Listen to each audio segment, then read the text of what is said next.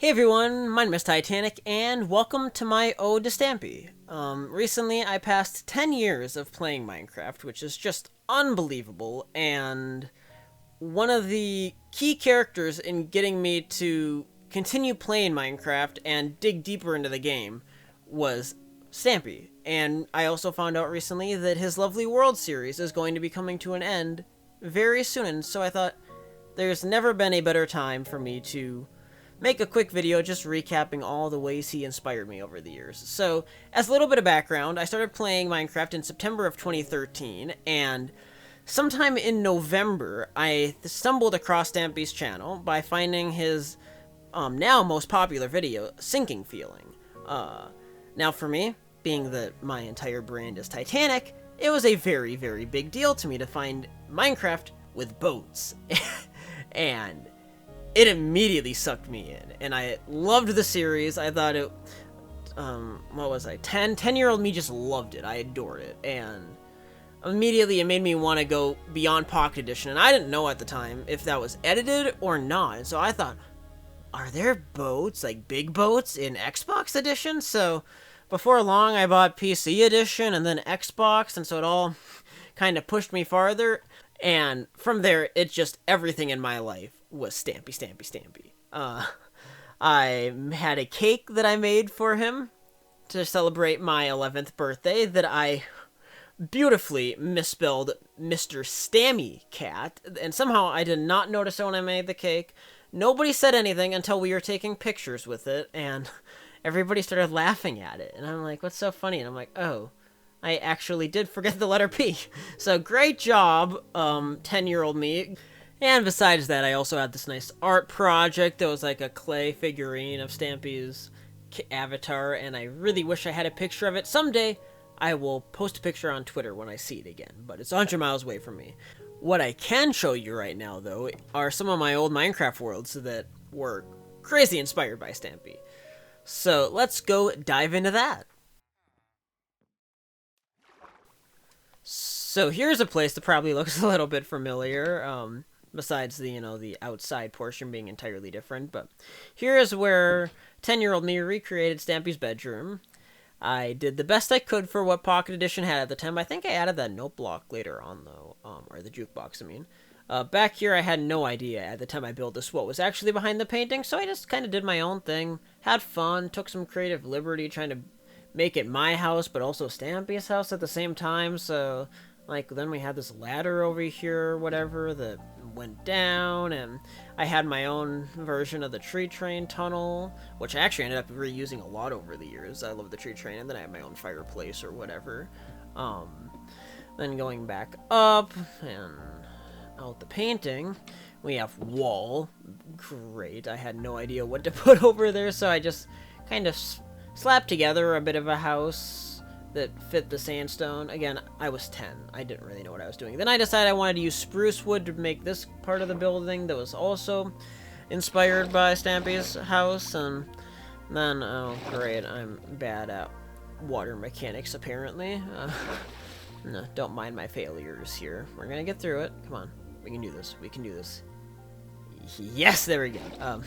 So I had this recreation of the underground area. By recreation, I mean I had something really cool that I was gonna do down there, and then I just never did. So, good job, me. Just brilliant work. Going up, we have a lot. Oh, we have a spider. Die. Yeah. Bye. Nobody likes you. Okay. So there's the tower of the house. Looks pretty cool, to be honest. It held up pretty well 10 years later. I don't hate it. Over here, we have the treehouse for the cat that I rebuilt. I really liked it, so it was one of the very first things I tried to rebuild in this world that I ended up calling my own Funland. I was so excited about the idea of a Funland that I had to build an entire Funland-based world where I just kind of took concepts like there's the Helter Skelter, which at the time worked a lot better in Pocket Edition when rails were automatically powered. Before redstone torches were added. Now everything here is kind of broken. Don't mind it. There's the giant snowman. I still like how that turned out after all these years. There's the rainbow to kind of play off the Vertigo minigame or ride, whatever it was in his Funland. And then over here, we had my attempt at building a theater, which now looks more like a giant brick box. But hey, I'll give 10-year-old me some credit. I didn't do too bad here. I mean, it's basic, but Pocket Edition was also extremely basic at the time, so a lot of what I did back then was kind of just build the best I could and just imagine that Pocket Edition had stuff that it didn't. And that's how I made some of these old creative worlds really pop out in my mind. It's just let the power of imagination run wild, and imagine I'm in my own spin-off version of Stampy's world, and I wanted to be a YouTuber at that point, and a year later I'd go on and create this YouTube channel, but that's a story for a different day. Now, over here, we have what I think still is one of my coolest creations. I built this on, I think, Christmas Eve and Christmas Day of 2013, the Stampy and Squid Mall. I was so obsessed with both of them, and so I decided to make an entire mall in Minecraft dedicated to the two of them, and I've been meaning to like tweet this or share a video of it to Stampy and Squid for 10 years, and finally today's the chance. So going into the mall, I had like this, I had little shops, so like this was supposed to be something related to the Love Garden, and at that point I don't think you could do anything with chests in creative mode, but it was kind of decorative. I really wasn't sure what the shops would actually sell, but just kind of having some fun. So like here was his bedroom supplies, thinking like somebody would just want to buy stuff to rip off his room. Oh, these trapdoors are broken. Originally this world was on Pocket Edition on my iPad, and then some years ago I did convert it over to Bedrock Edition on my PC, so a few things are buggy. Here's the cake shop. Everybody likes cake. I probably should replace that, but yeah. I think it's pretty obvious why I would put a cake shop on Stampy's side of the mall. And then down here we had the wool shops, and Stampy absolutely loved building out of wool, and just, I wasn't sure what else to put on here, so I did that. And there's the bathroom area. Then we can cross over into Squid's side of the mall. There's the base of the statues. Other side of the bathrooms, and then we had, so here was like a mining shop thing. I really wasn't sure what to do at the time. Here we had the pick a pet shop with lots of lapis, and I think at the time there were no squids or anything in Pocket, but I was thinking like there would be squids in those tanks someday. Over here we have the hat shop. That's kind of fun. Too bad you can't wear any of that on your head. And then we had like the little archery area. This was kind of cool back when, you know, the rails were automatically powered. You know what? We can fix this. There we go. Back and forth. So the idea was like you sit in the one on the floor going round and round and try to shoot the minecart. Not that difficult now, but to a 10-year-old, that was kind of cool. Then, if we can go up here. Oh, it's gonna start raining. How lovely. I had like this roller coaster laid out on the second floor, but because the ceiling wasn't very high up, instead of raising the ceiling, I thought, okay, we're just gonna have a really compact roller coaster. And oh god, mobs. That wasn't there originally. Creative mode on Pocket Edition was a lot more friendly than it is here on Bedrock, but that's fine. But yeah, I had these giant statues. I spent so long trying to recreate their skins, and overall I'm really proud of how the Funland turned out in this world. Definitely a cool thing for a 10-year-old to make. So now we're going to jump into my first survival world that I ever had on Pocket Edition that also had a lot of Stampy themed stuff on it. So here, once again, here's the little kitty cat tree house. At the time, Pocket Edition, bricks were super rare. I used like every brick I had on this map to recreate this on here, and I was so proud of it. And the funny part is, there weren't even cats in Pocket Edition yet at this point. There weren't even dogs. But I thought it looked cool, so I really wanted to recreate it. So the kitty cat condo made its appearance that way. And then if we... Oh, hi, Mr. Enderman. Over here, I made a dropper map after watching Stampy and Squid play the dropper. And I don't know how well this works after all these years. We had Smooch up here. I thought that would be kind of funny. Works well enough, doesn't it? Let's see how badly this can go. Alright. let's say hi to Smooch, and then we're gonna go for it. Mwah. Oh God. At one point I could successfully pull this off. I'm not sure how.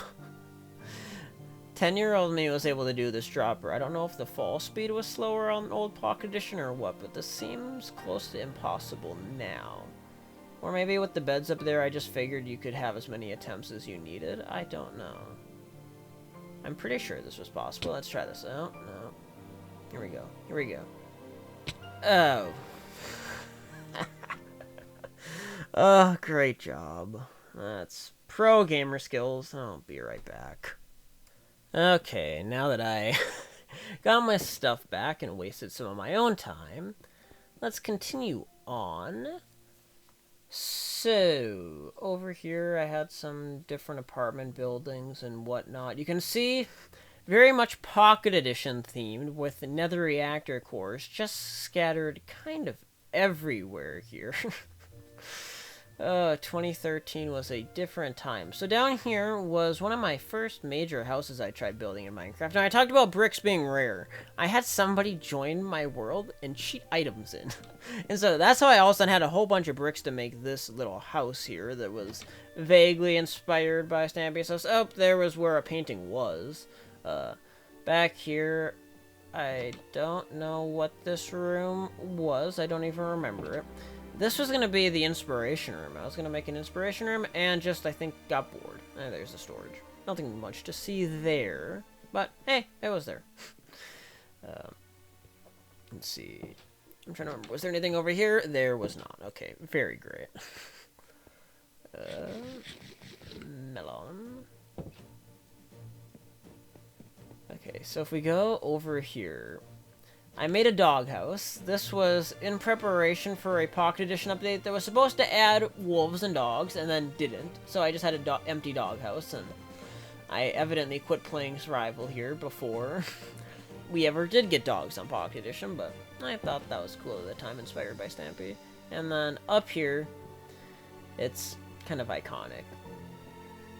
Here we go. It was my version of the Love Garden.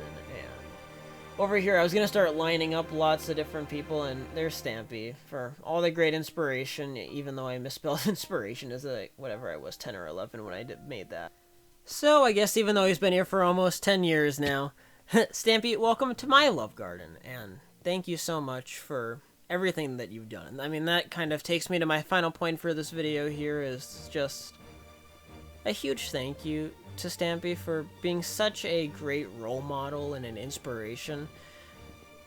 At the time I started watching YouTube and playing Minecraft, being a 10-year-old on the internet, there really was not a whole lot of creators that were family friendly and had this captivating, I'm not sure what atmosphere I guess you could use, or content creation style that drew in kids. And so getting to grow up on that for 1 or 2 years, I watched Stampy almost every single day, and it really became a big part of who I was at the time, and it's had a big impact on how I've developed as a human being and what I went on to do next with creating eventually my YouTube channel, and then going on to make 1,000 episodes of Titancraft.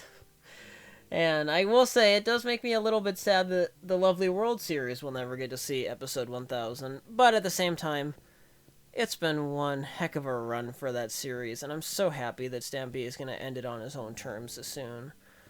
So, thank you so much, Stampy, for everything that you've done for me and quite literally millions of other people. It's truly remarkable how many people in my generation had you as this huge figure growing up. So thank you so much.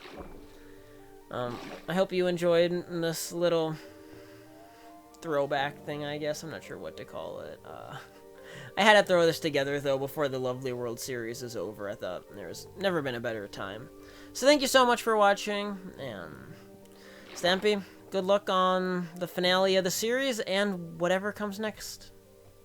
Thanks for watching. Peace.